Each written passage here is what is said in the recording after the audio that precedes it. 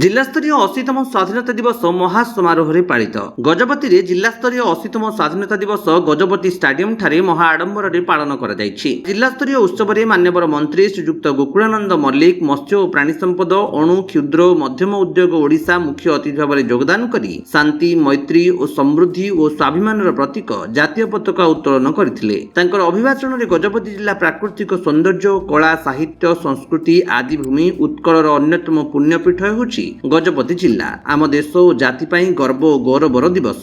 शहीद भगत सिंह उत्कलमणि गोपबंधु दास उत्कल गौरव मधुसूदन दास शहीद लक्ष्मण नायक वीर सुरेंद्र साय मालती चौधरी प्रमुखों बलिदान संघर्ष और संग्राम बल दीर्घ वर्षर पराधीनतार अंधकार हटी आज दिन में स्वाधीनतार सूर्योदय देखिथिला। उत्सव में जातीय और अंतर्जातीय स्तर में विभिन्न क्रीड़ा दशम श्रेणी परीक्षा सर्वोच्च नंबर रखिथिबा छात्र छात्री माननकु मुख्य अतिथि द्वारा संबर्धित करा जायथिला। सेहिपरि स्वाधीनता दिवस उपलक्षे विभिन्न प्रतियोगिता अनुष्ठित होइतिला। एही प्रतियोगिता रे कृतकार्य होइतिबा प्रतियोगी को पुरस्कृत करा जायतिला। एही अवसर रे विभिन्न स्कूल छात्र छात्री मानक द्वारा सांस्कृतिक कार्यक्रम अनुष्ठित होइतिला। आजिर जातीय उत्सव रे गजपति जिल्लापाल श्रीजुक्त अक्षय सुनील अग्रवाल आरक्षी अधीक्षक श्रीजुक्त प्रहलाद सहाय मीना बनखंड अधिकारी पारଳାଖେମୁଣ୍ଡି श्रीजुक्त के नागराजू अतिरिक्त जिल्लापाल श्री फाल्गुनी माझी मुख्य उन्नयन अधिकारी तथा निर्वाही अधिकारी जिला परिषद श्री दयामय पाढ़ी प्रमुख उपस्थित रहिथिले। गजपति रेणुबाला बेहरांक रिपोर्ट विश्व विजयी न्यूज ओडिशा।